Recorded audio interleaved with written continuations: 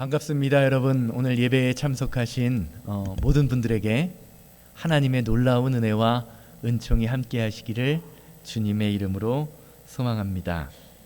한국 사람들이 자주 사용하고 아주 좋아하는 말 중에 팔자라는 말이 있습니다. 저 사람 팔자 참 사납다. 저 사람 팔자 참 좋구나. 나도 저런 팔자를 좀 닮아봤으면 좋겠다라는 생각을 하기도 하죠. 팔자라는 단어의 뜻은요, 어떤 사람이 태어나면서부터 타고난 한 평생의 운세, 태어나면서부터 타고난 평생의 운세라는 뜻이 있습니다. 한국 사람들은 이것이 네 개의 기둥이 되는, 인생의 네 개의 기둥을 생년, 생월, 생일, 생시라는 이 네 개의 기둥과 연결되어 있다라고 해서 사주, 팔자라는 말을 사용합니다. 모르긴 몰라도 여기 계신 분들에도, 여기 계신 분들 중에도 예전에 사주팔자 좀 보러 다니셨던 분들이 있을지 모릅니다. 세상 사람들은요, 이 사주팔자를 아주 중요하게 생각합니다. 왜냐하면 이 태어난 그 환경에 따라서, 사주팔자에 따라서 그 사람의 인생이 결정되어 있다라고 믿기 때문입니다. 그래서 혼인을 할 때도 먼저 신랑과 신부의 뭐를 보죠? 궁합, 사주를 가지고 두 사람이 잘 맞는가 궁합을 보기도 합니다. 예수 믿는 사람들은 궁합을 그렇게 중요하게 생각하지 않지만, 믿지 않는 사람들은요, 그 궁합 때문에 결혼을 예정하고 있다가도 파혼되는 경우가 흔합니다. 아주 자주 있습니다. 그런데 성경을 보면 이 팔자, 운명을 믿었던 것이 이 동양 사람들만 그랬던 것이 아닌 것 같습니다.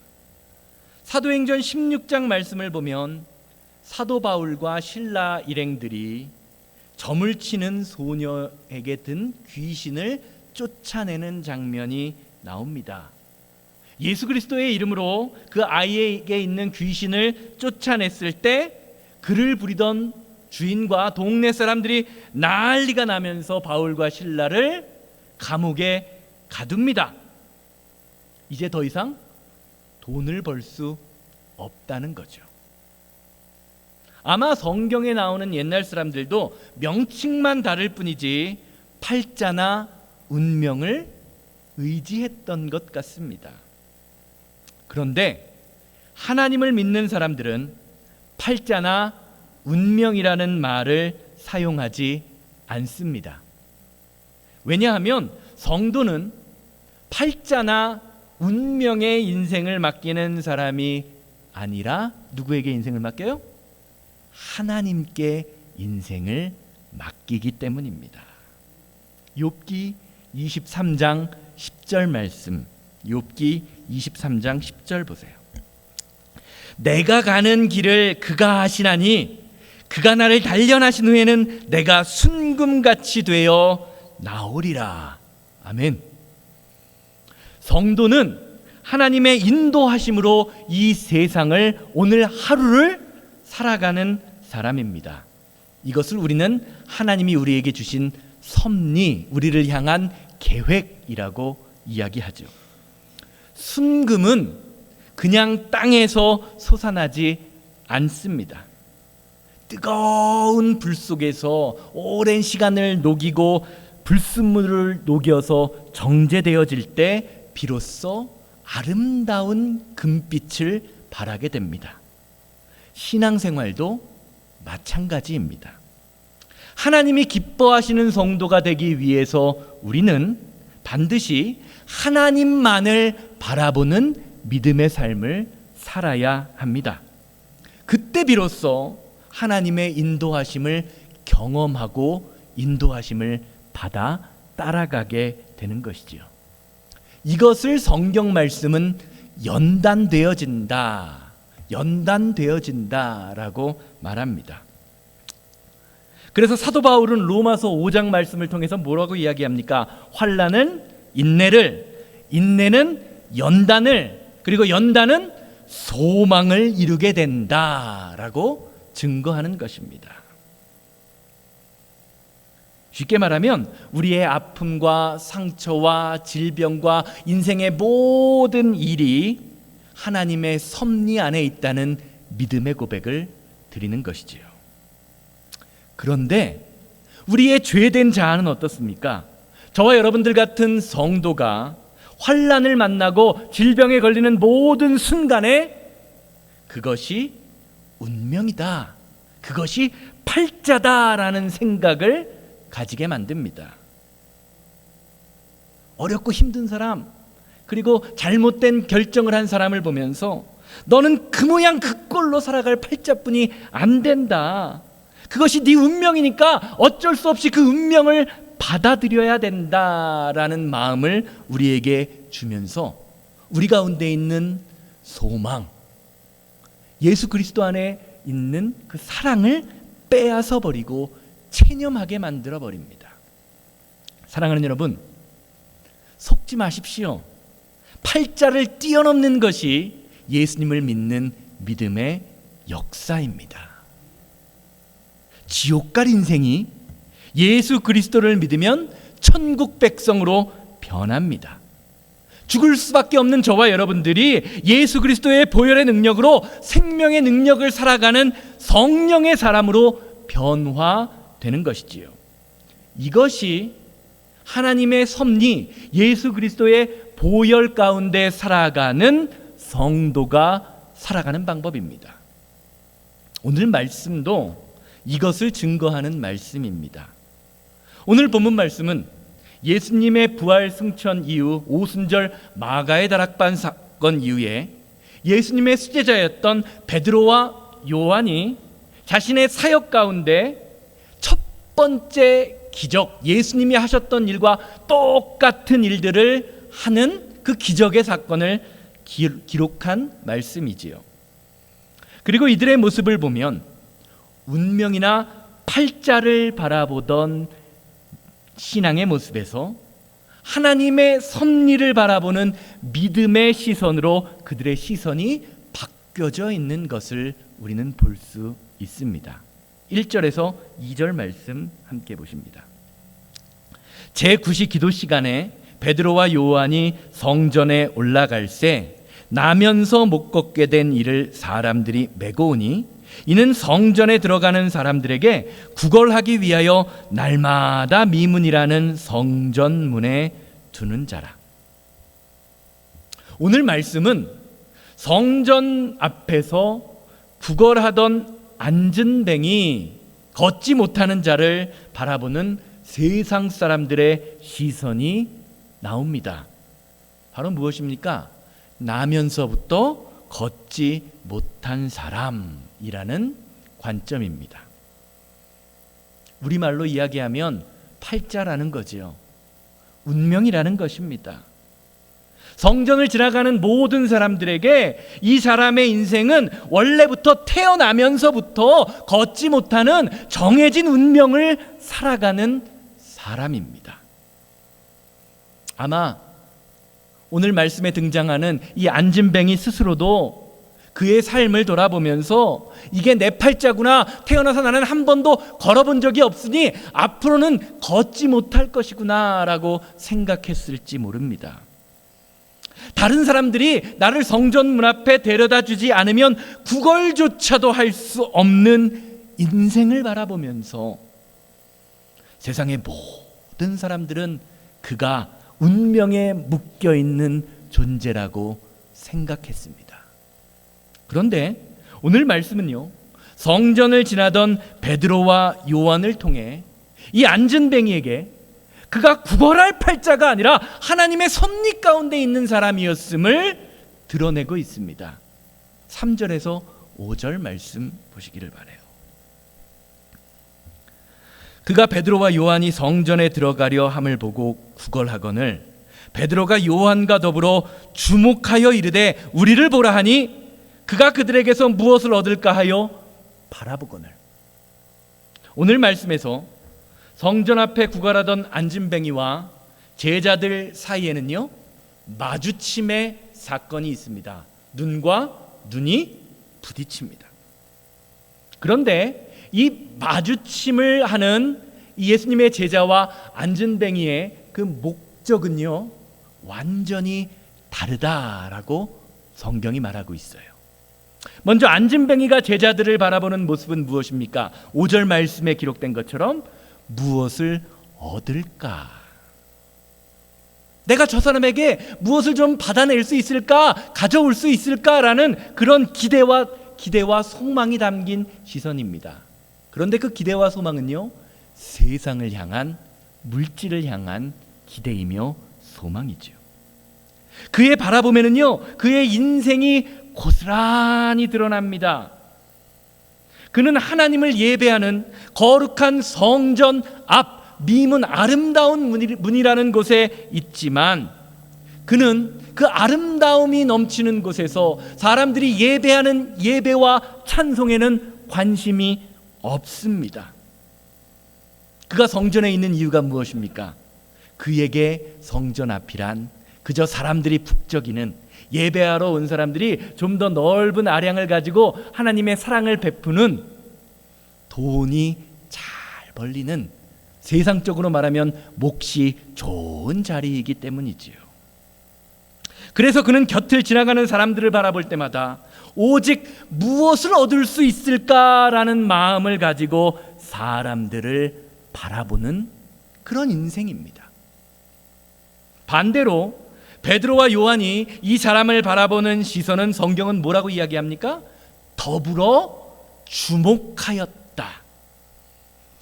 오늘 본문 말씀에서 이 주목하다라는 헬라어 단어의 의미는 분명한 목적을 가지고 바라보다, 기대와 관심을 가지고 응시하다, 뚫어지게 쳐다보다라는 의미를 담고 있습니다. 이 단어는요, 성경에서 특별한 순간, 아주 중요한 순간에 사용되는데, 사도행전 1장에서 제자들이 승천하시는 예수님을 바라볼 때, 그리고 사도행전 7장에서 스데반 집사가 순교하면서 하나님의 영광과 그 옆에 계신 예수 그리스도를 바라보는 그 순간, 그것을 바라볼 때 주목하였다라는 단어를 사용합니다. 즉 베드로와 요한은 성전 앞에 앉아있는 이 사람을 그냥 스쳐 지나가며 무심히 바라본 것이 아니라 그를 통하여 일하실 하나님을 기대하면서, 그 하나님을 기대하는 마음으로 주목하여 바라본 것입니다. 그리고 그들을 바라보면서 이런 이야기를 하죠. 6절 말씀 보세요. 너무 유명한 말씀이잖아요. 베드로가 이르되 은과 금은 내게 없거니와 내게 있는 이것을 내게 주노니 나사렛 예수 그리스도의 이름으로 일어나 걸으라. 아멘. 사랑하는 여러분, 성도는 연약한 자를 통하여 임재하시는 하나님의 영광을 바라볼 수 있는 사람입니다. 예수님의 이름이 우리의 마음속에 새겨질 때 우리는 세상이 말하는 한계로 사람들을 바라보고 환경을 바라보는 것이 아니라 하나님이 우리에게 역사하실 그 가능성을 통하여 모든 것을 바라볼 수 있게 되는 것입니다. 이것이 우리가 믿는 믿음의 실체입니다. 성전 미문 앞에 있는 사람은요, 온통 세상을 바라보는 그 시선이요, 육신의 눈, 세상의 눈, 물질의 눈으로만 사람들을 바라보고 있지만, 제자들의 눈에 보여지는 이 안진뱅이는 어떤 사람입니까? 예수 그리스도의 이름으로 일어나 걸을 수 있는, 하나님의 영광을 드러낼 수 있는 믿음의 모습이 있음을 바라보고 있는 것입니다.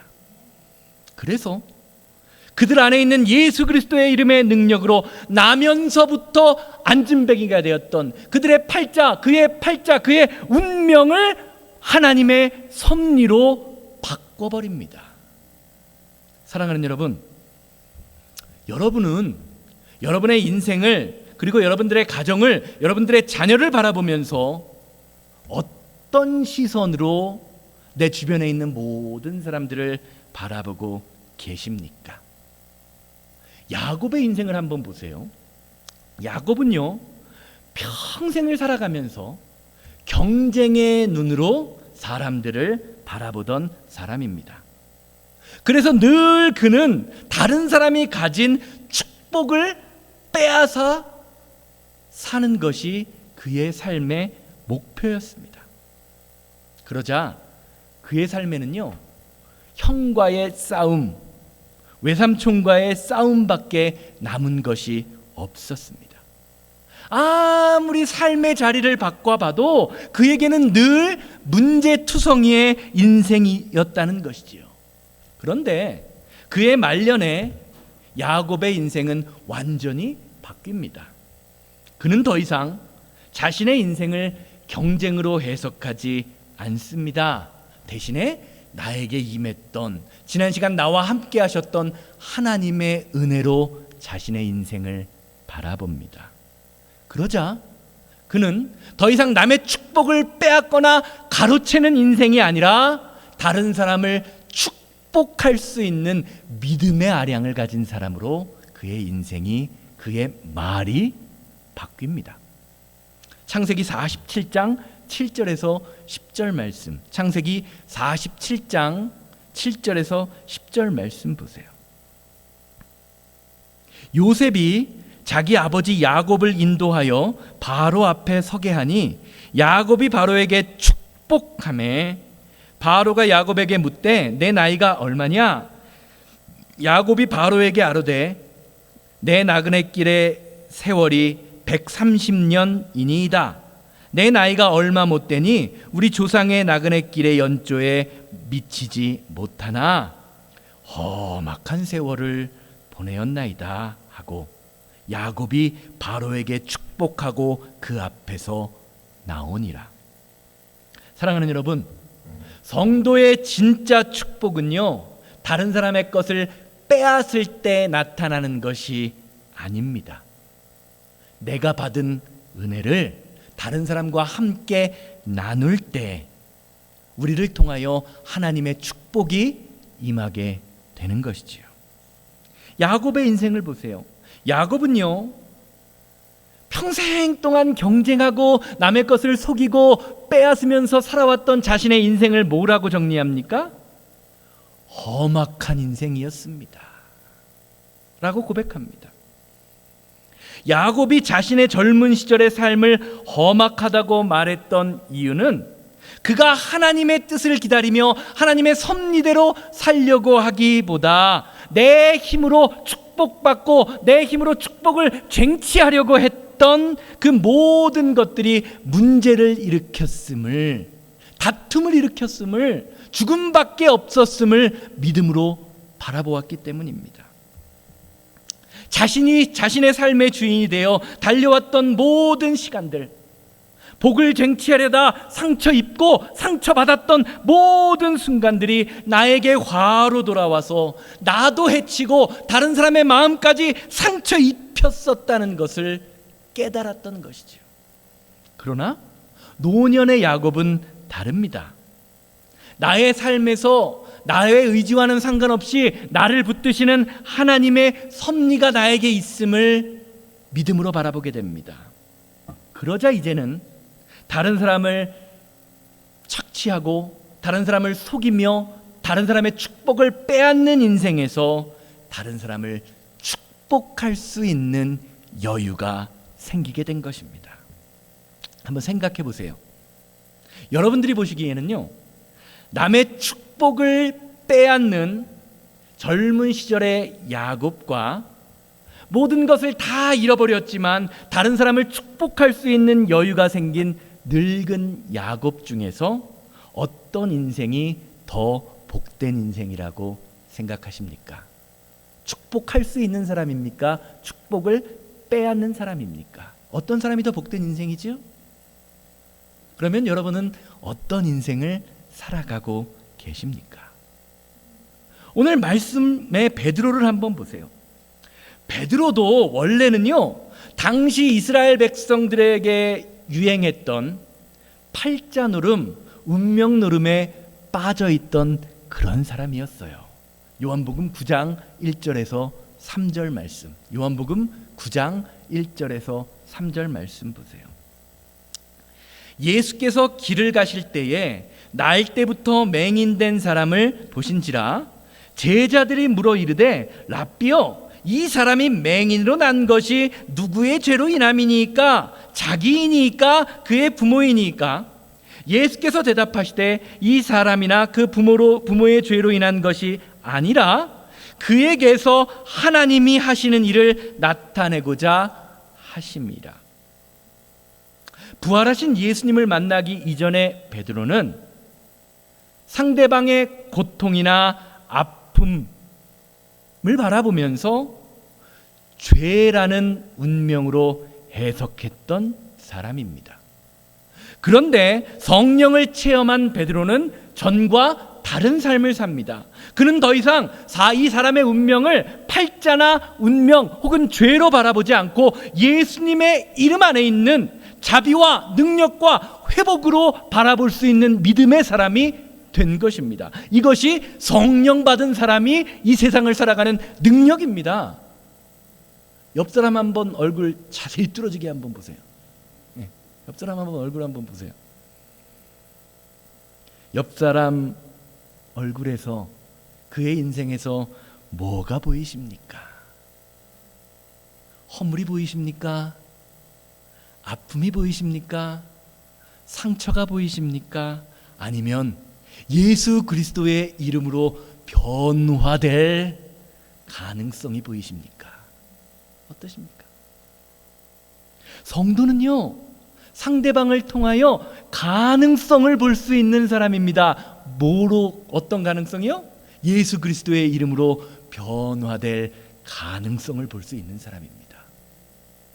앞에 있는 목사를 볼 때, 여기 앞에 계신 집사님, 권사님, 장로님들을 보면서 이런 가능성이 보여야 합니다.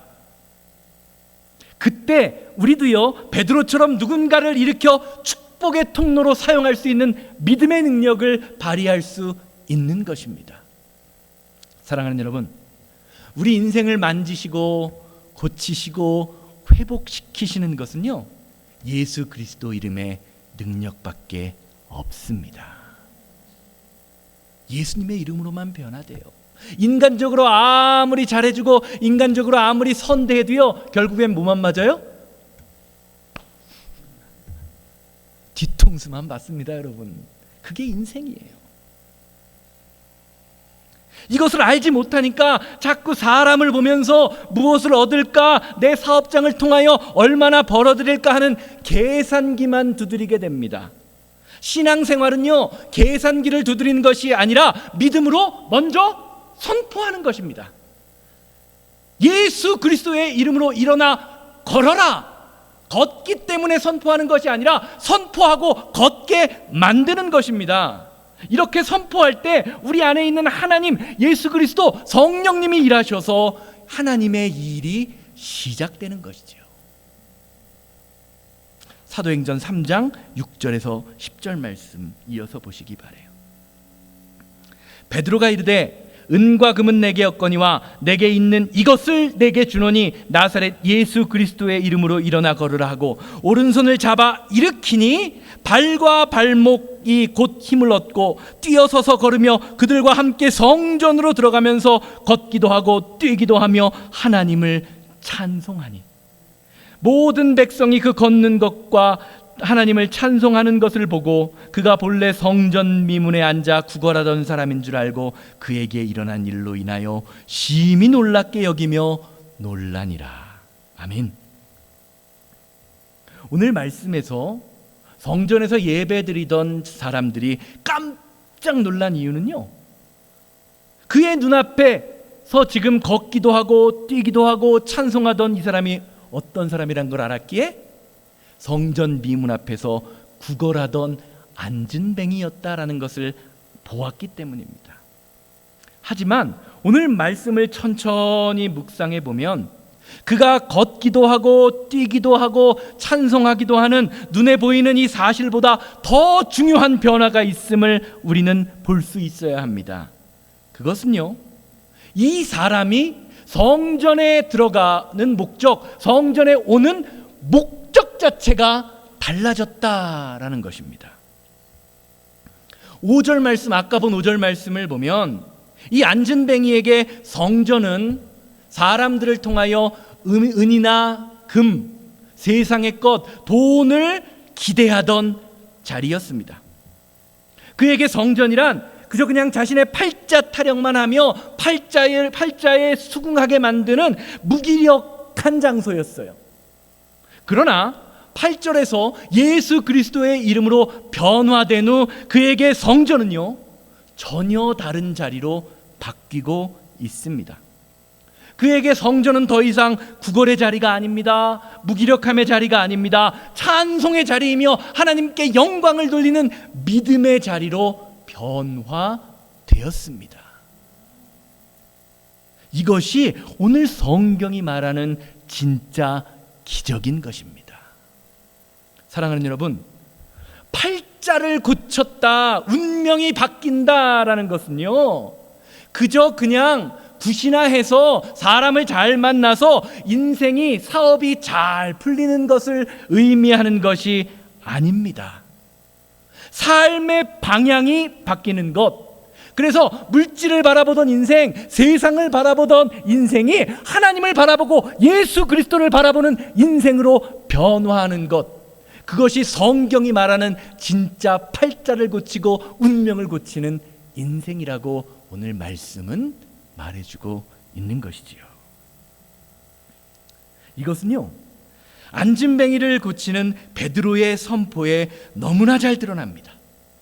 은과 금은 내게 없거니와 내게 있는 이것을 내게 주노니 나사렛 예수 그리스도의 이름으로 일어나 걸어라. 베드로의 이 선포는요, 병자를 고치고 환자를 고치기 위한 어떤 단순한 주문과 같은 것이 아닙니다.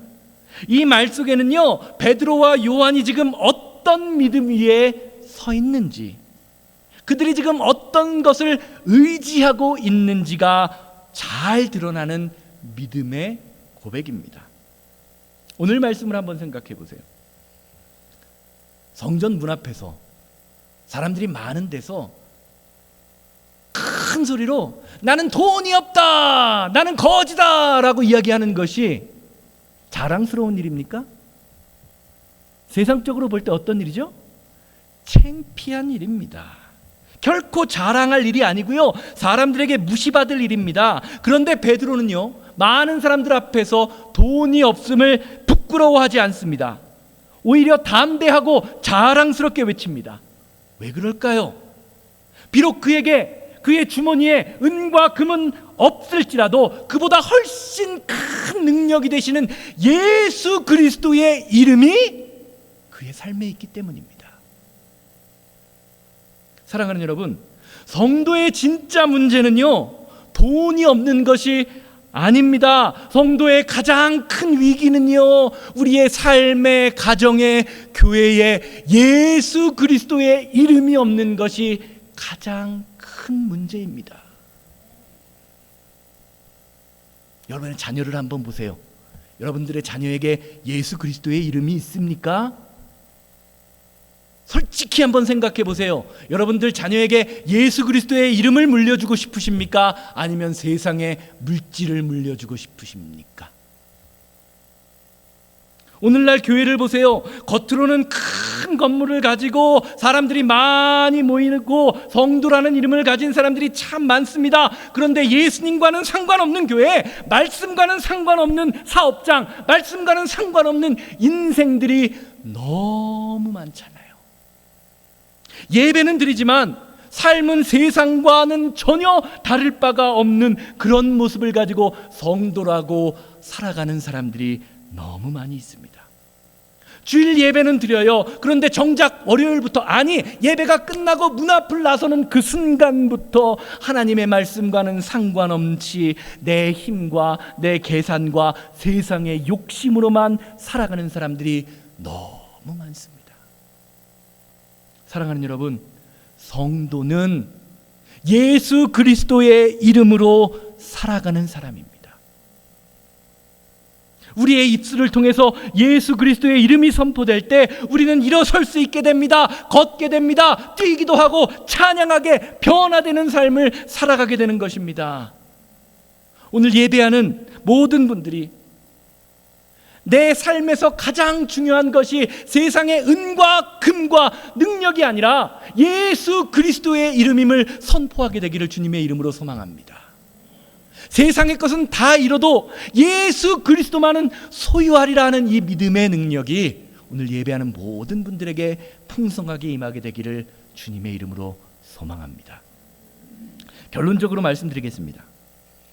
유대인의 율법에 따르면 앞을 보지 못하거나 다리를 저는 등 우리 육신에 장애가 있는 사람은요, 성전에 들어갈 수 없게 되었습니다. 왜냐하면 사람조차도, 저 사람조차도 흠이 있는 사람이기 때문에 거룩한 성전에 들어갈 수 없다라고 율법에 그렇게 명시되어 있습니다. 사무엘하 5장 8절에서 그게 잘 나오죠. 그날에 다윗이 이르기를 누구든지 여부수 사람을 치거든 물 기르는 데로 올라가서 다윗의 마음에 미워하는 다리 저는 사람과 맹인을 치라 하였으므로 속담이 되어 이르기를 맹인과 다리 저는 사람은 집에 들어오지 못하리라 하더라. 이런 그 율법적인 배경에서 본다면 오늘 본문에 등장하는 이 안진뱅이에게 진짜 일어난 변화는 걷게 된 것이 아니라 이제는 당당히 세상 사람들의 눈치와 시선을 바라보지 않고 성전 문 앞에서만 머무르는 것이 아니라 당당히 나도 성전 하나님과 함께 할 수 있는 사람이 되었다, 마음껏 찬양할 수 있는 인생으로 바뀌게 된 것입니다. 이것이 오늘 본문 말씀의 핵심입니다. 그리고 그 변화의 중심에 무엇이 있습니까? 그가 그토록 기대했던 은이나 금이 그의 인생을 바꾼 것이 아니라 예수 그리스도의 이름 때문에 찬양할 수 있는 사람이 되었다라는 것이지요. 저와 여러분들도 똑같은 인생입니다. 찬양할 수 없었던 팔자, 세상에 빠져서 지옥에 갈 수밖에 없었던 저와 여러분들의 인생이요, 예수 그리스도의 이름으로 변화되었습니다. 믿으시면 아멘 하시기 바라요. 예수 그리스도의 이름으로 저주받았던 백성에서, 사망 권세에 사로잡혔던 백성에서 하나님의 자녀가 된 권세를 누리는 백성으로 변화된 것입니다. 이제는 찬양해도 예배해도 아무런 구박을 받지 않고 마음껏 찬양할 수 있는 인생이 된 것이지요. 사랑하는 여러분, 팔자가 변하기 원하십니까? 예수 그리스도의 이름을 믿으십시오. 예수님의 이름에는요, 삶을 완전히 바꿔버리는 능력이 있습니다. 그리고 그 예수 그리스도의 이름이 저와 여러분들의 삶을 통하여 높임받고 그 이름을 나를 통하여 다른 사람에게 전하는 그것을 통하여 하나님의 능력이 나타납니다. 성도에게 진짜 재산은요, 예수 그리스도의 이름밖에 없습니다. 은과 금은 내게 없거니와 내게 있는 것으로 내게 주노니 나사렛 예수 그리스도의 이름으로 일어나 걸으라 하는 이 베드로의 고백이 오늘 말씀을 듣는 저와 여러분들의 고백이 되기를 주님의 이름으로 소망합니다. 예수 그리스도의 이름이 삶의 중심이 될 때 우리의 팔자와 운명이 더 이상 그것에 사로잡혀 사는 사람이 아니라 하나님의 말씀과 섭리로 오늘보다 더 하나님을 닮아가며 오늘 내일보다 모레 더 예수 그리스도를 닮아가는 믿음의 인생으로 변화될 것입니다. 다 같이 자리에서 일어나셔서 예수의 이름으로 나는 일어서리라 부르시고요. 주님, 내가 하나님을 믿는다고 하면서 예수님의 이름 없는 인생을 살았고 예수님의 이름 없는 사업장을 운영하고 있고 예수님의 이름 없는 가정으로 살면서도 그것을 깨닫지 못했던 우리의 모든 죄와 허물을 주님 기억하오니 이제는 더 이상 세상의 것을 의지하며 세상의 것만을 바라는 그런 인생이 아니라 예수 그리스도의 이름, 나를 통하여 역사하시며 우리 성도님들을 통하여 역사하실 하나님의 섭리를 바라보는 믿음의 삶을 살게 하여 주시옵소서. 다 같이 통성으로 기도하고 예배를 마칩니다. 예수의 이름으로